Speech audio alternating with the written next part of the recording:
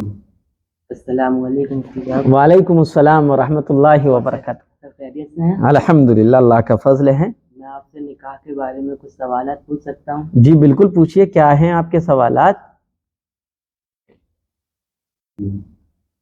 مفتی صاحب، کیا نکاح میں 3 مرتبہ قبول کرانا ضروری ہے؟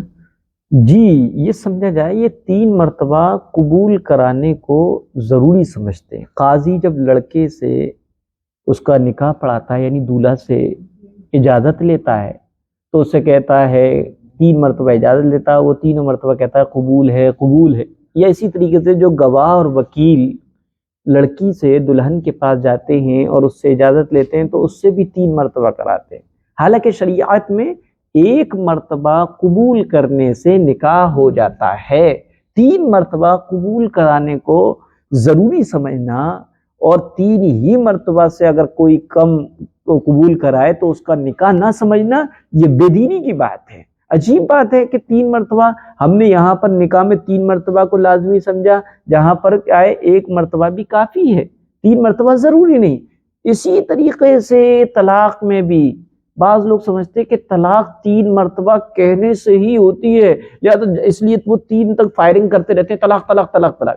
ارے 1 مرتبہ کہہ لو، اس میں گنجائش ہے۔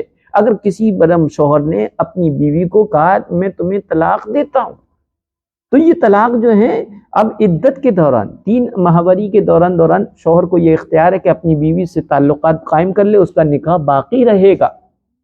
اور اگر 3 ماہواری اور حیض کے یعنی طلاق کی عدت پوری ہو جاتی ہے، تو ایسی صورت میں نئے نکاح کرا کے پھر دونوں میاں بیوی بن سکتے ہیں۔ جو یہ کہہ دیتے ہیں نا 3 کے ساتھ ایک ساتھ کر دیتے ہیں، فائرنگ کر دیتے ہیں، تو اس سے تو بیوی ہمیشہ ہمیشہ کے لیے حرام ہو جاتی ہے، اور کوئی آپشن بیوی کو اپنے نکاح میں رکھنے کا باقی نہیں رہتا ہے۔ اس لیے وہاں بھی 3 کو ضروری سمجھنا، اور نکاح میں نکاح پڑھاتے وقت یا پڑھواتے وقت 3 مرتبہ قبول کرانے کو ضروری سمجھنا، یہ بے دینی کی بات ہے۔ 1 مرتبہ بھی اگر قبول کر لیں اور اجازت دے دے تو نکاح ہو گیا۔ نکاح کے وقت دلہا دلہن سے کلمہ پڑھانا ضروری ہے؟ جی بعض قاضی صاحبان کا یہ عمل رہتا ہے کہ وہ دلہا کو کلمے پڑھاتے ہیں، اور بعض لوگ تو دلہن کو بھی کلمہ پڑھاتے ہیں۔ تو کلمہ پڑھانا نکاح کا حصہ نہیں ہے۔ مسلمان تو وہ پہلے سے ہی ہیں، آلریڈی وہ کلمہ پڑھے ہوئے ہیں، حتیٰ کہ ان کو قرآن بھی پڑھے ہوئے ہوتے ہیں، سورتیں بھی پڑھتے ہیں، قل اعوذ برب الفلق، قل هو اللہ، ان کو یاد ہوتی ہیں۔ تو نکاح کا میں یہ چیزیں شامل نہیں ہے کہ دولہا کو کلمے پڑھائے جائیں، جب تک 3 تک کلمے نہیں پڑھوائیں گے، ایمان مجمل اور مفصل نہیں پڑھوائیں گے تو نکاح نہیں ہوگا۔ یہ بالکل غلط ہے۔ اور یہ اسی طریقے سے بعض لوگ جگہ پہ کیا ہوتا ہے کہ لڑکی سے اجازت لے آئے اور پھر لڑکے سے جو ہے کلمہ پڑھوا رہے ہیں۔ اگر کلمے پڑھوانا، ایمان مجمل اور مفصل پڑھوانا اگر یہ نکاح کا حصہ ہے، تو لڑکے ہی پر دولہا ہی سے کیوں پڑھوا رہے ہیں، دلہن سے کیوں نہیں پڑھوا رہے ہیں؟ یا یہ کہ دلہن جو ہے مسلمان ہے اور دلہا جو ہے ہندو تھا اس لیے پڑھوا رہے ہیں؟ ہاں لیکن جو ہے اس کو لازمی اور نکاح کا حصہ نہ سمجھے۔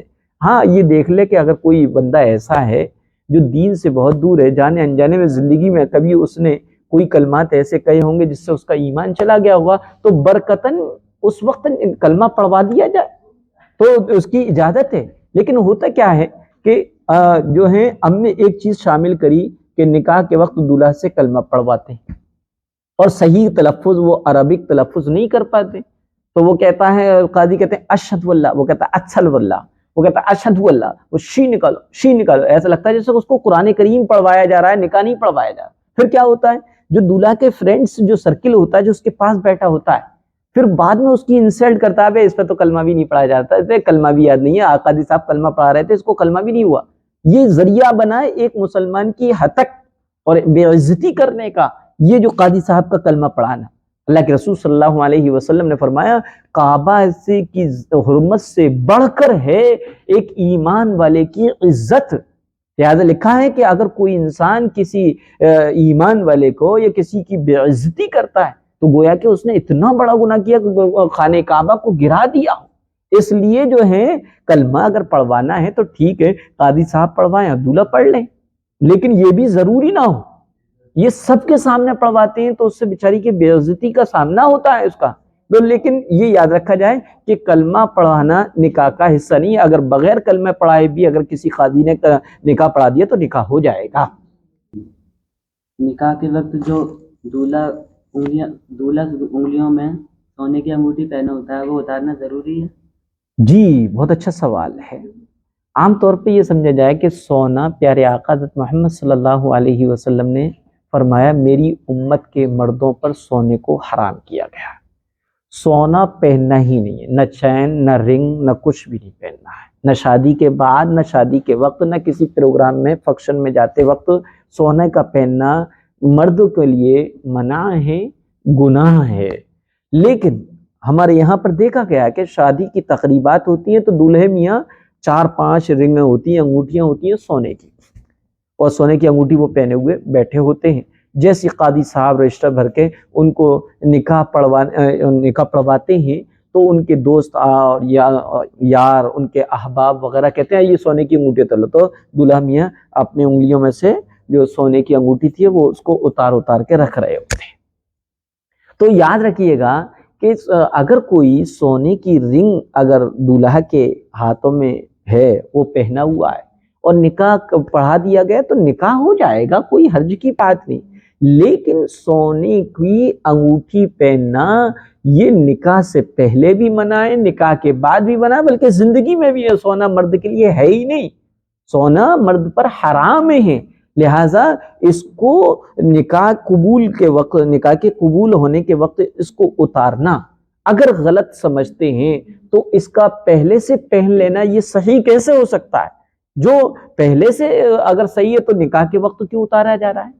اگر نکاح کے وقت اتارنے کو ضروری سمجھتے ہیں تو اس کا مطلب یہ غلط تھا تو پہلے پہنا کیوں گیا؟ تو بہرحال نکاح کے وقت ہو اس کو انگوٹھیوں سے اگر سونے کی نہیں اتاری اور نکاح ہو گیا تو نکاح ہو جائے گا، نکاح میں کوئی فرق نہیں ہے. اتارنا ضروری ہے نہیں، بالکل گناہ سے جتنی جلدی جان چھوٹ جائے اتنا بہتر ہے. تو اس کی ایک صورت یہ کہ بالکل پہنا ہی نہ جائے. اگر پہن لیا ہے اور آپ کو مسئلے کا علم ہو گیا تو فوراً آپ اس کو اتار دیجیے گا اور اس سونے کو نہ پہنیے گا. مفتی صاحب نکاح کے وقت جو دولہا کنگنا باندھے ہوتے ہیں اسے رومال سے چھپانا ضروری ہے؟ بہت اچھا سوال ہے. دیکھیے جو دولہا جو کنگنا باندھتے ہیں، جو چھوٹا سا چاقو ہوتا ہے، کنگنا ہوتا ہے ہاتھ میں، اس میں کچھ دھنیا وغیرہ جانے کیا کیا بندہ ہوتا ہے. یہ کنگنا باندھنا غیروں کے طریقے ہیں، ہندوؤں کے غیر ایمان والوں کے طریقے ہیں. اسلام نے ان چیزوں کا حکم نہیں دیا ہے. لیکن اگر کسی مسلمان دولہا کے ہاتھ میں کنگنا بندھا ہوا ہے اور قاضی صاحب جب اس کو نکاح پڑھانے پہنچتے ہیں تو ایسی صورت میں وہ دولہا میاں کے جو دوست ہوتے ہیں وہ ان کا رومال لے کر ان کے کنگنے پہ باندھ دیتے ہیں اور یہ سمجھتے ہیں کہ کنگنا دیکھنا نہیں چاہیے نکاح کے وقت. ارے نکاح کے وقت دیکھنا نہیں چاہیے کیوں؟ اس کو غلط سمجھتے ہیں. جب غلط تھا تو پہلے گھر سے پہن کے کیوں آئے؟ تو یہ کنگنے کا پہننا یہ غلط ہے. اور پھر جو ہے اس کو چھپانا، کیا اس کو تو پہننا ہی نہیں چاہیے. لیکن اگر کوئی پہنا ہوا ہے اور اس وقت چھپا لے تو چھپانے سے ہم نے غیروں کا طریقہ کہاں چھوڑا؟ غیروں کے طریقے پہ تو بس ہم نے کیا ہے اس کو ڈھک لیا، چھپا لیا. حالانکہ غیروں کے طریقوں کو تو ہمیں چھوڑنا ہے، نبی کے طریقوں کو اپنانا ہے. لیکن جو ہے عام طور پہ اس طریقے سے کر لیا تھا. اگر مان کے چلیے کسی کے کنگنا بندھا ہوا ہے اور اس نے رومال سے اس کنگنے کو نہیں چھپایا اور نکاح ہو گیا تو نکاح ہو جائے گا، نکاح میں کوئی فرق نہیں آئے گا. دولہا دلہن جو سامنے ہوتے ہیں اور ان کے سامنے باریک سا پردہ ہوتا ہے پھر جو قاضی آتا ہے وہ نکاح پڑھانے، تو یہ صحیح ہے کہ نہیں؟ ہاں بہت سی چیزیں ہم نے جو ہے موویوں سے سیریل سے لی ہیں کہ ایک طرف دلہا ہوتا ہے ایک طرف دلہن ہوتی ہے اور بالکل باریک سا پردہ بیچ میں لگا ہوتا ہے دوپٹے کی طرح. ادھر لڑکا بیٹھا ہے دلہا، ادھر لڑکی بیٹھی ہے دلہن بن کر، اور قاضی صاحب آئے اور انہوں نے نکاح کا رجسٹر بھرا، پھر لڑکے سے قبول کروایا، لڑکے نے کہا قبول ہے، لڑکی نے کہا قبول ہے، پھر دونوں کے دستخط کرا لیے. تو یہ جو لڑکا اور لڑکی کا ایک ساتھ نکاح کی جگہ پر ہونا، یہ آپ کا سوال ہے کہ یہ صحیح ہے نہیں، تو جواب یہ کہ یہ صحیح نہیں ہے، کیونکہ نکاح سے پہلے وہ لڑکی اس لڑکے یعنی دلہا کے لیے اجنبی ہے، لہذا اس کا دیکھنا یہ درست نہیں ہے. اسی طرح لڑکی ابھی شوہر اس کا دلہا اس کا شوہر نہیں ہوا، نکاح سے پہلے وہ اس کے لیے اجنبی ہے، اس کو یہ دیکھ رہے ہیں، یہ جو ہے بے پردگی ہے. بد نظری ہے، بد نگاہی ہے، کبیرہ گناہ ہے۔ اور جو باریک سا نیٹ کا جو پردہ ہوتا ہے جو دوپٹے کی طرح تان لیا جاتا ہے، یہ پردہ ہی نہیں بلکہ اس کو بھی پردے کی ضرورت ہے، یہ تو آر پار اس سے دیکھتا ہے۔ لہذا یہ عمل جو ہے غیروں سے لیے ہیں، غیروں کے طریقوں کو چھوڑیے، پیارے آقا حضرت محمد صلی اللہ علیہ وسلم کے طریقوں پر آئیے، اور یہ فلموں کو اپنا آئیڈیل نہ بنائیے۔ یہ جو ناٹک ہیں، ڈرامے ہیں، ان سے زندگی نہیں سیکھنا، زندگی تو ہمیں پیارے آقا کی سن کر سمجھ کر وہ سیکھ کر اپنی زندگی میں ڈھالنا ہے اور اسی کے مطابق اپنی زندگی بنانی ہے۔ حیض کی حالت میں نکاح ہو سکتا ہے کہ نہیں؟ بہت اچھا سوال ہے آپ کا، ماشاءاللہ۔ یہ جو شکل اور یہ صورت جو بنی ہے اور یہ سوال جو پیدا ہوا، اس کی وجہ کہیں نہ کہیں یہ ہے کہ ہم مسلمان کلمہ لا الہ الا اللہ محمد رسول اللہ پڑھنے والے جو ہے شادی کا مہورت نکلواتے ہیں، اور کتنے فون آتے ہیں کہ مولانا صاحب آپ استخارہ کر لیے، ہمارے بیٹے کی شادی ہے، ہماری بیٹی کی شادی ہے، آپ استخارہ کر کے بتا دیجئے یہ صحیح ہے نہیں، اگر شادی ہو تو کب ہو۔ اللہ کے بندوں، ہمیں یہ سمجھنا چاہیے کہ فیوچر کا علم، مستقبل کا علم اللہ کے علاوہ کسی کو نہیں۔ استخارے کا مطلب ہوتا ہے اللہ سے خیر طلب کرنا، اللہ سے مشورہ طلب کرنا۔ بعض لوگ جو استخارے کو سمجھتے ہیں کہ فیوچر دیکھنے کا طریقہ ہے، یہ بالکل غلط ہے۔ استخارے سے فیوچر اور آنے والے وقت کے بارے میں کوئی معلوم نہیں ہوتا، بلکہ استخارہ سے دل اپنے کرنے والے اور جو کام شروع کرنے والے اس کے کرنے پر اطمینان نصیب ہو جاتا ہے، کیونکہ ہم اللہ سے خیر طلب کر کے اس کام کو شروع کر رہے ہیں۔ تو عام طور پہ یہ مسئلہ کیوں ہوتا ہے؟ کیونکہ کسی بیٹی کی شادی ہے تو بیٹی والوں نے مولوی صاحب سے کہا کہ ہماری بیٹی کی شادی ہے، آپ طے کر دیں اس کا مہورت نکال کے کون سا دن، کون سی تاریخ صحیح ہوگی، جس کی وجہ سے یہ مسئلہ پیدا ہو جاتا ہے کہ جب بچی کا نکاح ہوتا ہے تو نکاح والے دن لڑکی حیض کی حالت میں ہوتی ہے، ماہواری کی حالت میں ہوتی ہے، اور حیض اور ماہواری کی حالت میں میاں بیوی والے تعلق قائم کرنا، صحبت اور ہم بستری کرنا، یہ حرام اور گناہ کبیرہ ہے۔ لیکن کیا کیا جائے، ادھر تو جو ہے لڑکی سے تو پوچھا نہیں گیا، وہی غیروں کے طریقے پہ شادی کی مہورت نکلوائی، دن اور تاریخ نکلوایا، طے کر لیا، لڑکی سے نہ پوچھا نہ اس کو کچھ بتایا۔ جب رخصتی والا دن ہوا تو اس کو وہ اس حالت میں تھی جب وہ نماز نہیں پڑھ سکتی، اسی حالت میں بیچاری کی رخصتی ہو گئی۔ ادھر لڑکا جو اتنا کانفیڈنس نہیں ہوتا اس کے اوپر، وہ بھی دو چار وید سے، حکیم سے اور میڈیکل والوں سے جو ہے پاورفلی جو ہے دوا کھا کر آتا ہے، اب وہ روکے سے بھی نہیں رکے گا تو آیا۔ اب لڑکی کہتی ہے کہ میں نماز نہیں پڑھ رہی ہوں، وہ سمجھ ہی نہیں پاتا کہ نماز نہیں پڑھ رہی ہوں، وہ کہتا ہے ٹھیک ہے تم بھی نماز نہیں پڑھتی، میں بھی نماز نہیں پڑھتا، تو بہرحال وہ یہ ہو جاتا ہے۔ تو یاد رکھا جائے کہ جب بیٹیوں کی شادی کریں تو بیٹیوں سے تاریخ پوچھیں، جو وہ تاریخ بتائیں، جو ان کے ماہواری کے نہیں ہوں، جو خاص دن نہیں ہوتے ہیں، ان دنوں میں ان سے پوچھ کر شادی کی تاریخ رکھی جائے۔ لیکن اگر کسی نے اپنی بیٹی سے تاریخ نہیں پوچھی اور اپنے طور پہ تاریخ طے کر دی، اور وہ تاریخ اتفاق سے لڑکی کی دلہن کی حیض کے دن ہے اور اسی حالت میں وہ رخصت ہو جاتی ہیں، تو حیض کی حالت میں اگر نکاح پڑھ دیا جائے اور نکاح ہو جائے یا نکاح قبول کر لیا جائے تو نکاح ہو جاتا ہے، نکاح میں کوئی فرق نہیں آتا ہے۔ کیا ولیمے کے لیے مفتی صاحب ہم بستری کا ہونا ضروری ہے؟ دیکھیے، ولیمے کا لڑکے والوں کی طرف سے نکاح کے بعد دوسرے دن جو دعوت کا اہتمام کیا جاتا ہے، جو رشتہ داروں کو، خاندان اور متعلقین کے والوں کو جو بلایا جاتا ہے، اس دعوت کا نام ولیمہ ہے، اور یہ ولیمہ سنت ہے، ولیمہ سنت ہے۔ اور ولیمے کا مقصد یہ ہوتا ہے کہ تاکہ خاندان میں، سماج میں یہ اعلان ہو سکے کہ بھائی یہ لڑکا ہے، ان کا نکاح ان کی لڑکی سے اسلامی طور پہ ہوا ہے۔ نکاح کے اعلان کے لیے جو ہے ولیمے کی دعوت رکھی گئی اور یہ سنت ہے۔ لیکن ولیمہ کرنے کے لیے ہم بستری اور صحبت کا ہونا ضروری نہیں۔ عام طور پہ کچھ نوجوان تو پریشان ہو جاتے ہیں، وہ یہ ہوتا ہے کہ شادی کا جو کارڈ چھپتا ہے اس میں نکاح کی جو تاریخ ہوتی ہے، اسی میں جو ہے ایک دن بعد ولیمے کی بھی تاریخ ہوتی ہے، اور اتفاق سے میاں بیوی والے تعلقات قائم نہیں ہوئے، شوہر اور بیوی کی ہم بستری نہیں ہوئی کسی وجہ سے۔ اب دوسرے دن چونکہ پہلے سے کارڈ میں لکھا ہوا ہے ولیمے کی تاریخ، اب ولیمہ ہو رہا ہے اور لڑکا جو ہے پریشان ہے کہ ہائے وہ تو ہم بستری تو ہوئی نہیں ہے، اب میرا ولیمہ کیسے صحیح ہوگا؟ بعض لوگ کہتے ہیں ولیمہ حرام ہو جاتا ہے، ایسا کچھ بھی نہیں۔ میاں بیوی کی تنہائی ہو جائے اور اس کے بعد دعوت ولیمہ کیا جائے، بالکل جائز اور درست ہے۔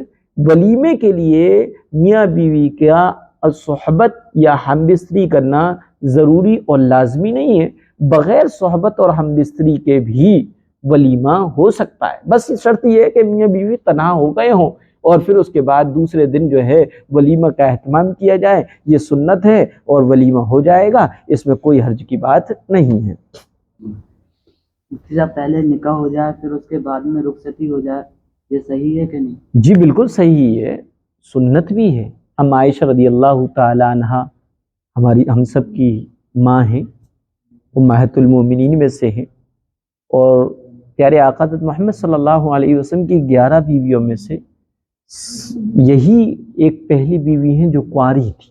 بعد باقی کہ پیارے آقا کی تمام بیویاں ہماری مائیں یا تو بیوہ تھیں یا وہ مطلقہ تھیں، یعنی ان پہلے سے ان کے شوہروں نے طلاق دے دی تھی، لیکن حضرت عائشہ رضی اللہ تعالی عنہا یہ واحد بیوی ہیں جو کنواری تھیں، اور ان سے نکاح کا یہ ہوا کہ اللہ کے رسول صلی اللہ علیہ وسلم نے جب ان سے نکاح فرمایا ہے تو جو ہے 50 سال کی پیارے آقا 50 سال کے تھے، اور نکاح ہو جانے کے بعد جب رخصتی ہوئی تو 3 سال بعد جب اللہ کے رسول صلی اللہ علیہ وسلم مکہ سے مدینہ ہجرت کر کے چلے گئے، آپ کی عمر مبارک 53 سال کی ہوئی تھی جب جو ہے رخصتی ہوئی ہے۔ تو عائشہ رضی اللہ تعالی عنہ کی جب نکاح ہوا اس وقت عمر 6 سال تھی، لیکن رخصتی کے وقت 9 سال عمر تھی، لہٰذا اگر کوئی ایسا ہے کہ نکاح بھی کر دیا جائے اور سال 2 سال یا 1-2 مہینے بعد یا 10-5 دن بعد رخصتی ہو تو بالکل جائز ہے، درست ہے۔ بعض لوگ اس کو غلط سمجھتے ہیں، حالانکہ یہ شریعت سے ثابت ہے۔ کیا نکاح مسجد میں پڑھوانا ضروری ہے؟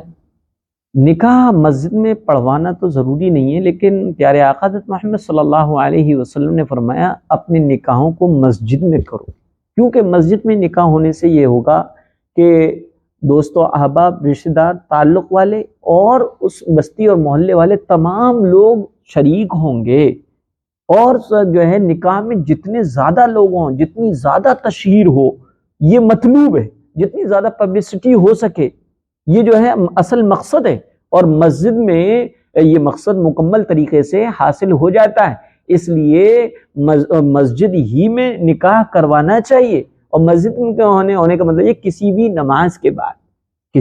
نماز کے بعد مسجدوں میں نکاح پڑھوایا جائے، تاکہ ہمارے نوجوان، ہمارے بہت سے لوگ جو ہیں ان خرافات سے بچ سکیں، جو خرافات جو ہے میرج ہوموں میں نکاح ہونے کی صورت میں ہوتے ہیں، ویڈیوگرافی ہو رہی ہے، ایک دوسرے کی بدنگاہیاں ہو رہی ہیں، ایک دوسرے پہ لائنیں ماری جا رہی ہیں، کس کی پتنگیں چلائی جا رہی ہیں، یہ سب کچھ ہوتے ہیں، مرد عورتوں کی گیدرنگ ہو رہی ہے، یہ سب گناہ ہو رہے ہوتے ہیں۔ البتہ مسجد کی صورت میں مسجد میں نکاح پڑھانے کی صورت میں ایک تو سنت پر عمل ہو رہا ہوتا ہے، دوسرا اس نکاح کی تشہیر اور پبلسٹی بھی زیادہ ہوتی ہے اس نکاح کے مقابلے میں جو میرج ہوم